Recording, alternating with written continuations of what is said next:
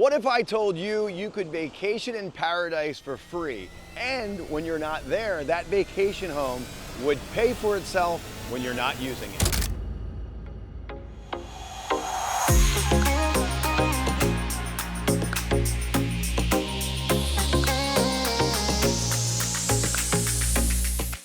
Sounds crazy, right? But that's exactly what I did here in Exuma. I'm gonna show you how I did it and how you can do it too. Whether you wanna build from scratch or you wanna renovate an existing home or buy smart. So you found that special place that you keep coming back to. But instead of visiting, imagine owning your own vacation home. And better yet, one that pays for itself. I know what you're thinking. Even if you've never built a home before, I'm gonna give you the confidence and show you how to do it step by step.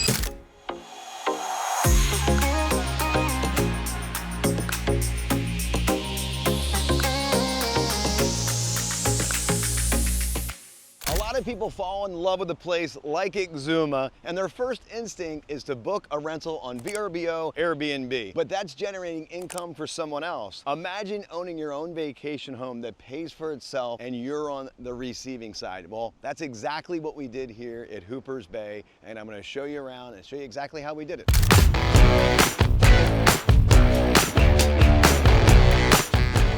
Thousands and thousands of people are renting these VRBOs, Airbnbs each year, and that money's gone into other people's pockets. What if we flip the script and you're the one getting paid? Well, let's break it down. So I talk to so many people that come here, and every time they're here, it's $10,000, $20,000 to rent one of these VRBOs or Airbnbs. I was just talking to a guy the other day. He comes here twice a year. And he says, look, he goes, in the last couple of years, I've spent $50,000 a year. He goes, I've had $200,000 invested in coming back to this vacation area. And he too is trying to figure out a way where he can buy his own house or build his own house. But if you want to get started, you have to get educated with that area. And I suggest starting with local realtors. What do I have to build? Where do I have to build it? How many bedrooms? What amenities? And then you have to start talking about the numbers. What is the occupancy that I can rely on when I'm going to evaluate, and I'll show you that in a little bit, how this is going to pay for itself. So one of the easiest ways to get into this, but it's the biggest mistake I see people make, is they buy retail. And what do I mean by that? They buy something that's already done. But you can make so much more money if you can endure those 12 months of construction if you do it this way. So let me explain those three ways. Well, you can go out and buy something retail. That means somebody already built it, somebody already developed it, and you can go in and it's done. The second way is to buy something that needs some renovation. That's a great idea because you're not paying retail. You can buy it, fix it up a little bit, and create some equity. I would love you to do that, but what I would really love you to do is be able to find a piece of land like we did here at Hoopers Bay, get an architect, get a developer, develop your way through it, and I'll show you the numbers at the end. It is so important that you do it that way because you create so much equity, and I'll get into the details with the numbers. For those of you that don't want to go through the building process, there's still money to be made paying retail and renovating something that's already existing. So the purpose of this video is we're going to focus on building and renovation, and I'm going to show you the first step you need to take. Okay, first step, your realtor in that area is going to be your best friend. They're going to go through all those points of educating you about the rental market, the occupancy, the amenities, and all that. The next step is going to be trying to find that piece of land. Typically, I look at this as front row seats to a concert, right? Front row, ocean front's the best, then you have second row, third row, and then possibly across Queens Highway, which was a highway. So we decided, hey, we want something ocean front. Now, you can go on the internet and scour the MLS like everyone else. Sometimes those listings have been on for a while. Sometimes they're priced very, very high. So I talked to a local realtor. I learned this term, pocket listing. They know the area. So what they did, this was never on the market, this piece of land right here, okay? What I did here was I talked to a local realtor, Cecil. He said, hey, this guy might want to sell. So we ended up making an offer and we got that. Now, the beauty of that part is that's a little trick. So many people I come up to like, how did you get that piece of land? It was never on the market. Again, get that relationship with that realtor and they have those pocket listings. So let's say you've found a piece of land, you've got an accepted offer, but there's a lot of due diligence in between that you've got to figure out, hey, who's going to build this and how much is it going to cost? So your best friend, again, go back to the realtor and ask for 3 local builders that they would recommend or that they see going on. And what I did was I drove around to different job sites. I would see builders. I fortunately met a builder by renting a boat, which is a crazy story, but ask that realtor, hey, are there 3 builders? Go talk to them. And what I really like doing is getting a set of plans. And I'll explain a little bit why that is so important. But again, ask that realtor about those 3 builders. Go to the job sites, talk to them. They'll give you a feel for the land. They're going to be the piece of the puzzle next of introducing you to that architect. And that's step number 2.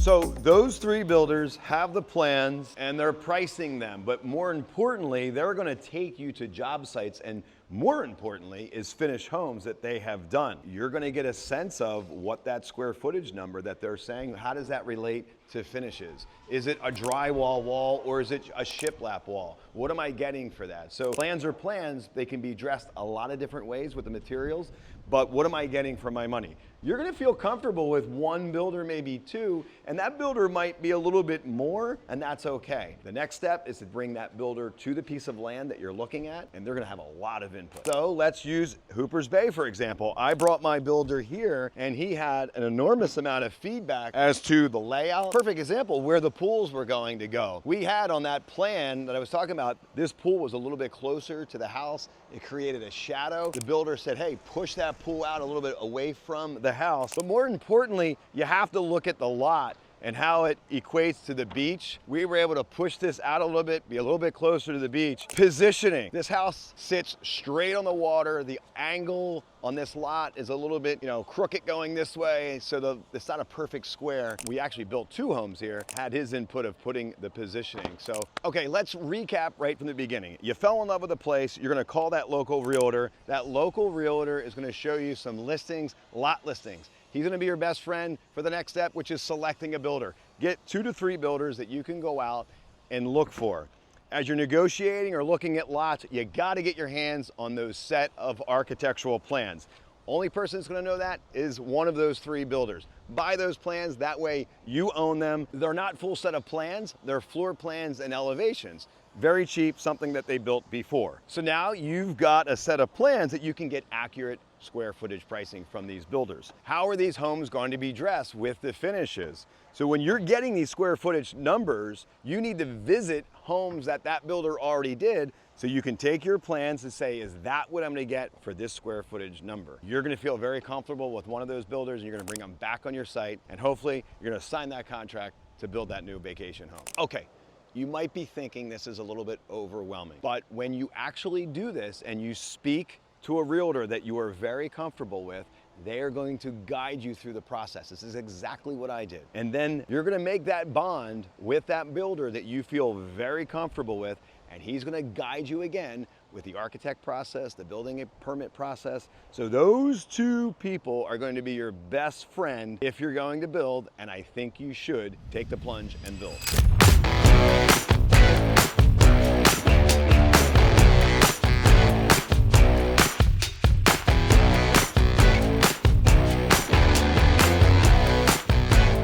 You've got your lot under contract, you've hired your builder, you've got it now working on a full set of plans. The next step is the house gonna look like? Everything that you see, you have to pick. It's called the selection process. And since it's also going to be a vacation rental, we have to furnish these. And to be honest with you, here's a little tip. Even though people are just renting these, they study these homes as if they're going to buy them when they rent them. So what's the point? The point is this house has to be furnished properly. It has to have all of those, what I love, the local island vibe. And here's some examples. I love pictures when I looked at this ceiling. This is a V-groove ceiling, exposed rafter tails, classic Bahamian look. And I really thought that that was something that was very, very important to put in this house. Here's another feature that I had decided to do. I've never done this, is we did shiplap an entire house. There is no sheetrock in this house whatsoever. And this shiplap is actually a 10-inch shiplap. We call it nickel gap. The gap in between is about the size of a nickel. And that's gonna blend right into the exposed rafter tails. This house, what I love about it is you do not know if this house was built in the last 6 months or in the last 50 years. It's that old school Bahamian look. Furniture, very, very important. You have to get an interior designer to come in, pick everything. Again, where do you go there? Go back to the realtor, and maybe those homes that you toured with the builder and you fell in love with one of them and said, hey, you know, should we use this interior designer or should we use another one? Believe me, the builder is going to tell you what interior designer to stay away from because they might have been a little trouble to deal with. But there's some reasonable ones out there. We have a great one here. Gave us a really, really good furniture package. And this is spot on current with design. So you're gonna separate yourself from all of the other competition when you put this on the market if you do this part right. Next step, we need to get rentals. We need the money to start going the other way. And the best way to do that is what I call a pre-launch. Typically, I'll be honest, these homes are probably gonna take anywhere from 12, maybe 14 months. We are hitting 12 months on this particular project here, but I always like to be conservative. Right now, we know this home's probably gonna be done in the next 90 days, but I'm not gonna put rentals out until the next 120 days. I'm gonna give myself a little bit of a buffer. But how do you do that? Come up with a website, name that house. We named this house Blue Wakes. And if you can't come up with a name, we went on this website. It was $100, little tip. The winner was gonna get $100 on this contest, and it went worldwide. We got 1,800 names, and Blue Wakes kind of stuck. So get yourself a website. You'll talk about all the amenities, all the pictures. Social media is fantastic. Watch the progress, post the progress, document the progress, and then that site, or all those social media, whether it be Instagram or Facebook, will become, when all the vacation renters go there, they can post onto it. And it's just a great way to promote the house. One Instagram, not one, maybe a couple houses here, actually have 27,000 followers. Why? Mainly because of this beautiful view behind you. And it's not hard to market a house or a vacation home in paradise. I know this seems very, very overwhelming. Picking a realtor, picking a builder, going through the 12 to 14 month building process. But this next step, which I'm about to share with you, will make it all worth it. Imagine having a property that you've got $2.5 million into that's worth $3.5 million. Let's break down the numbers.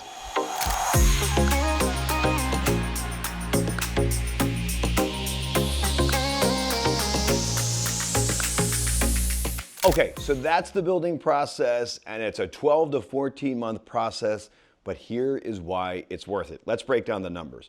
If we buy that piece of land for $700,000, and we know that it's gonna cost $1.8 million to build that house, now we have a total cost of $2.5 million. Now, if you're watching this and these numbers seem high, they're relative. You can definitely buy a lot for $300,000. You can definitely build for $800,000. So let's just stick with these examples, and these are very similar to the numbers that I'm doing at Hoopers Bay here. So again, recap, $700,000 for the land and a $1.8 million construction budget for all in $2,500,000. Now, local banks will fund up to 65%, up to 80% loan to value.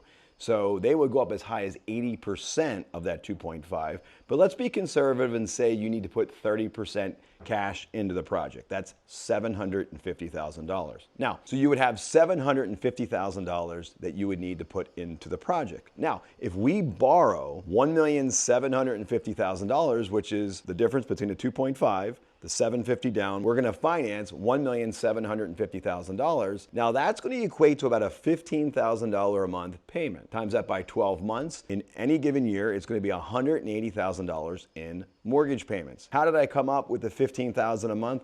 Well, we know currently that they're gonna amortize that loan 20 years, and the interest rates we're quoting right now is around 6.5%. Now, the good news, the revenue. We know, and I have looked at 4 or 5 examples of a 4 to 5 bedroom on the beach in this vacation area that we are going to generate around $2,000 a night. $1,800 to $2,200 is where it's landing. And they're hitting about a 60% occupancy for the year. That would yield a $550,000 gross revenue for rentals for that year. Now there's expenses, and your biggest expense is going to be commissions, management, water, utilities, landscaping, taxes, all of that on this particular example equates to $250,000. You take your $550,000 gross revenue, which are the vacation rentals, subtract your expenses, and you're gonna net $300,000 gross. But don't forget, we gotta calculate in what we did before, that $180,000 mortgage payments. So you take $300,000, subtract your $180,000 in payments, and you're gonna net $120,000. And here are the two best parts. You're going to cash flow $120,000, but you're also gonna be able to use that vacation property 40% of the year, right? Because we're 60% occupancy, which is great. So given those numbers, the top three advantages of building and enduring that 12, 14 months, trying to find a lot, trying to find a builder, trying to find an architect are: number one, cash flow. We know we're gonna make $120,000 a year. We're getting paid to own our own vacation home. We are able to use that vacation home 40% of the time of the year, which is incredible. And what did we do? We have $2.5 million into a home that I can tell you firsthand that we can sell for $3.4 to $3.5 million. So you've just made $900 to $1 million in equity, again, if you can get through this 12 months. Let's compare that to paying retail. Something's done, much like the previous example. We're gonna pay $3.5 million. We're gonna need to put 30% down, which is $1 million ballpark. So we're gonna fund or try to get financing for $2.5 million. That is gonna be amortized over 20 years. Currently, they're quoting 6.5% rates, which is going to equate to a $19,000 a month payment. You times that for the year, and it's around $230,000 for the year. Going back, we take that same revenue net of $300,000, our previous example. We subtract the new payment, $230,000. Remember, we're borrowing more because we're paying retail, and that's going to net $70,000. Still great. You still have the great benefit of creating some cash flow. You're still able to use that unit 40% out of the year. What you don't have is that $900 to $1 million equity in this example. Okay, so there's the numbers, and I hope that everything I talked about in those numbers motivate you to build. I fell in love with this area, and because I'm a developer builder, the only way that I know to really securely go into it is really to build that equity. And the only way you're gonna be able to do that is find that lot, find that realtor, find the builder, and find the architect. I hear so many times, I have a fear of, wow, the building takes forever, but it's worth it. And think about it, you've got that cushion of $900 to $1 million if something went wrong. So, hey, love your comments. That's exactly how this video came about. So many of you said, you know, we see you building this vacation home, but could you do a video from the beginning, step by step, until the end? And I hope I did that. But if you have an area, another vacation area that you guys love, or another question that we could do a video on, put it in the comments, send me a message, and subscribe. And this channel is about real estate investing and my personal projects that I have going on. The 2 vacation rentals over at Hoopers Bay and the Bahamas Resort where we are today. So if you like this video, we're just getting started. I'm a real estate investor and I'm tracking all of my projects here in Exuma. I've got 2 vacation homes over in Hoopers Bay. And my big project where I'm at today is the Bahamas Resort, where we took a resort, we're remodeling it, we're adding 13 2-bedrooms, and right behind my guy right now filming this, I'm looking, and it's amazing, the reveal of the hotel room. Went from demolition, rearranging everything, and I'm looking at chairs, a bed, sheets. It just looks absolutely beautiful. Stay tuned and subscribe to this channel if you want to see more about real estate investing in paradise.